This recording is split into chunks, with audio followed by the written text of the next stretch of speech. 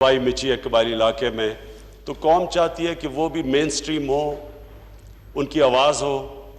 और जो आज तक उनकी आवाज़ नहीं थी वो पहले पाकिस्तान में हर ऐवान के अंदर वो आवाज़ सुनी जाए। तो मैं इसलिए खुश हूँ कि इसमें सारी पार्टीज़ का एक कंसेंसस है कि इनको मेन स्ट्रीम करने के लिए हम इनकी सीटें बढ़ाए जाएं ताकि इनको एक रिप्रेजेंटेशन और आवाज़ मिले। मैं सिर्फ इस चीज़ पे अपनी बाकी जो हमारे सूबे हैं सबको ये कहना चाहता हूँ कि जो 3% NFC अवार्ड के अंदर एक एलोकेशन का फ़ैसला किया गया था कि फाटा को 10 साल तक अपने हिस्से से सूबे 3% दें उनकी डेवलपमेंट के लिए, मैं इसमें इसलिए कहता हूँ कि ये ज़रूरी है क्योंकि मुझे पता है कि सूबों को थोड़ा सा ख़दशात हैं, वैसे ही माशी हालात बुरे हैं और सूबे समझते हैं कि उनके लिए उनके आगे इतने उनके फंड्स इतने नहीं जितने होने चाहिए। लेकिन मैं ये समझता हूँ इसका इसलिए ज़रूरी है क्योंकि फाटा के अंदर जिस तरह जो तबाही मची है ये वॉर ऑन टेरर की वजह से, वहाँ जितना नुकसान हुआ है वो कभी भी KP अपने डेवलपमेंट फंड से कभी भी वो नुकसान पूरा नहीं कर सकता। तो ये सारे पाकिस्तान को मिलके सपोर्ट करना पड़ेगा KP को, ताकि वो डेवलपमेंट जो चाहिए फाटा के लिए, जिस तरह की लोगों के घर बार तबाह हुए हैं, उनके कारोबार तबाह हुए हैं, उनको रोज़गार चाहिए, उनका इंफ्रास्ट्रक्चर डेवलपमेंट चाहिए, वो सिर्फ तब होगा कि सारे सूबे चिप इन करें वो जो 3% का फ़ैसला किया गया था NFC अवार्ड से।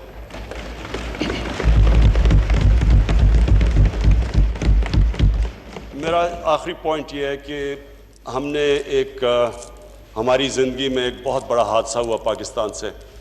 और वो था कि ईस्ट पाकिस्तान अलहदा हुआ हमारे से। और ईस्ट पाकिस्तान अलहदा इसलिए हुआ कि ईस्ट पाकिस्तान के लोगों में एक एहसास महरूमी थी, और एहसास महरूमी इसलिए थी कि उनका ख्याल था कि जो उनको रिप्रेजेंटेशन मिलनी चाहिए थी, जो उनको उनका हक था, जिस तरह की इंक्लूजन चाहिए थी, वो उनको नहीं मिली। मैं समझता हूँ कि उससे हमें सारे पाकिस्तान को एक सबक सीखना चाहिए कि हमें किसी भी कोई भी इलाके को ये फील नहीं होना चाहिए, जिस तरह अभी बलूचिस्तान के BNP के एक रिप्रेजेंटेटिव ने बात की, किसी को ये फीलिंग नहीं होनी चाहिए कि वो उनको पाकिस्तान ओन नहीं करता, उनका पाकिस्तान में स्टेक नहीं है। ये जो एहसास महरूमी है ये बड़ी डेंजरस है क्योंकि इसको एक्सप्लॉइट किया जा सकता है। पाकिस्तान के जो दुश्मन है वो इसको एक्सप्लॉइट कर सकते हैं और कर रहे हैं। और मैं इसलिए जो हमारा अब डेवलपमेंट का जो होना चाहिए, जो आगे से डेवलपमेंट वो हमेशा इंक्लूजन वाली होनी चाहिए, यानी जो इलाके पीछे रह गए हैं कोशिश करनी चाहिए कि उनको भी ऊपर उठाया जाए। अगर हमने मॉडर्न डे एक मिसाल देखनी है तो हमने ईस्ट और वेस्ट जर्मनी को देखना है कि 50 साल के बाद 1945 के बाद